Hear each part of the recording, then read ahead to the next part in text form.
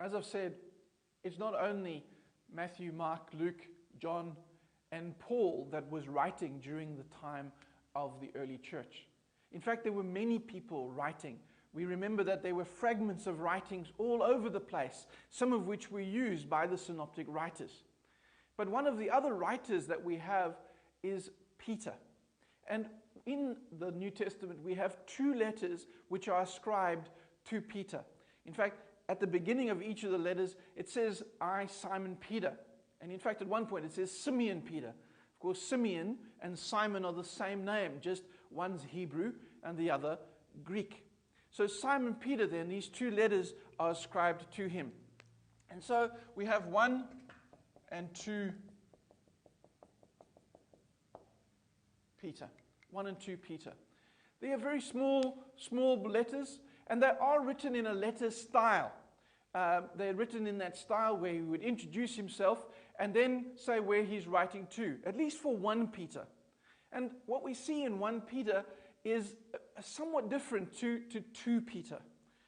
And we'll talk about some of those differences as we go through this clip. But 1 Peter is most probably, or at least for a number of scholars say, that it could be written by Peter. Now, Peter was martyred in Rome, again, as far as we understand by legend, that he died in about 68 AD. Now, the legend, of course, goes that when he was to be crucified, because he wasn't a Roman citizen, when he was crucified, that he said he didn't want to be crucified in the same way as his Lord, and so therefore he wanted to be crucified upside down. And it was by crucifixion upside down that we ended up with what we call today St. Peter's cross, where the crossbar is at the bottom rather than at the top. And if you go to some places which name themselves after St. Peter, you often can see that motif of the St. Peter's cross in some of their particular icons around their buildings and their mottos and their legends and so on. And so what we see is that Peter ends up in Rome, or at least that's where the legend is. And of course, it's in Rome where he becomes called the Bishop of Rome. Part of the belief of that comes from this letter of 1 Peter, where Peter says that it's Simon Peter, the apostle of the Lord, in Babylon. Now, of course, Babylon was sometimes a nickname for Rome. Just as Babylon was seen to be a place of evil and of suffering and persecution, so Rome becomes that place during the period of the early church. And so often Rome then gets ascribed with the name Babylon. And so when in 1 Peter he says it's Simon Peter and he's writing from Babylon, people have said, well, that was when he was the Bishop of Rome. And of course it's as the Bishop of Rome that he begins what later becomes known as the papacy. And that the papacy today, so the Pope, connects to the time when Peter himself was the Bishop of Rome. And in fact, the popes today see their lineage as going all the way back to Peter. That in the way when Jesus says that, Peter, you are the rock, and I will build thy church on the rock. What he's actually saying is that Peter, as the Bishop of Rome, now moves on through the ages, through the popes that are part of the Roman Catholic Church. And so that's how the concepts of the popes come about, is this concept of Peter being the Bishop of Rome. And so he was there through the period of Nero, through the period of persecution. And it's that concept of persecution that comes out most strongly in 1 Peter. That 1 Peter has got the sense of saying that we are under suffering, that we are being persecuted, but we need to stand firm in the faith. We need to keep doing the things that we were doing before. We need to keep believing in who Jesus was and what he would do for us.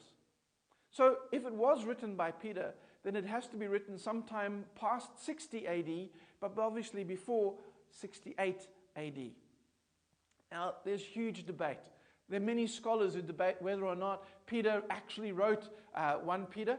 But let's assume that maybe if he didn't write it, that at least he was an inspiration for it. That the story of Peter was there. One of the reasons why people don't think that Peter wrote this particular letter is because it has very good Greek. It has Greek that is written more by a Greek speaker than by somebody who was an Aramaic speaker from Galilee. It sounds more like somebody who's lived in the diaspora, lived out there in the dispersion. In fact, 1 Peter is not actually a general gospel in the sense of written to the whole church. 1 Peter is written specifically to the church in Asia Minor. You may remember that Asia Minor was that same area that Paul writes to, an area that had many diaspora Jews. Galatia, for example, was one of the areas that 1 Peter is written to.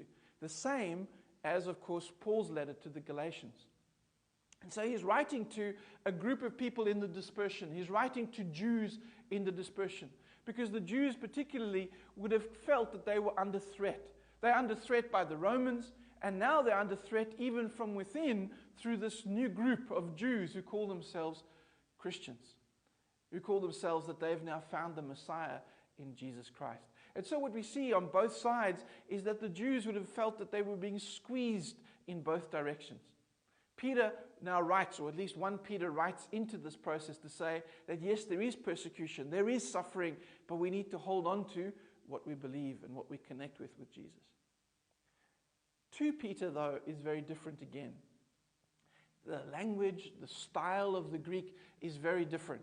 And because of that, it's led most people to believe that Peter most probably didn't write 2 Peter. That most probably it's written by someone later, somebody who has drawn from some of the things of Peter and actually put them into a new context. One of the areas that particularly 2 Peter deals with is the issue of false prophets, of false teachers, people who would come and offer a false gospel. You can understand then that if you're going to be warning people against a false gospel, one of the things that you would do is you would hold on to the name of somebody who was unimpeachable in their particular understanding of gospel. And so therefore ascribing it to Simon Peter makes sense. Of course, the truth of it is that we find very soon that there's no real time, any time, when Peter isn't acknowledged as the writer of even 2 Peter. The early church seems to have accepted it quite clearly. And so even though it may not have been written by Peter himself, there obviously was a tradition that Peter had inspired it. Possibly to one of his secretaries. We know that Barnabas was a secretary for Peter. And so the connection could be made there. So what can we draw from Peter? Well, what we can draw from Peter is the acknowledgement and the knowledge that we need to stand firm even in persecution. We need to beware of the false prophets. We need to beware of the false preachers who would teach us something different to what Jesus himself did. We need to be aware of them, and we need to be on the guard for them. So that we need to be always following the words and the person of Jesus and who he was and what he was trying to teach.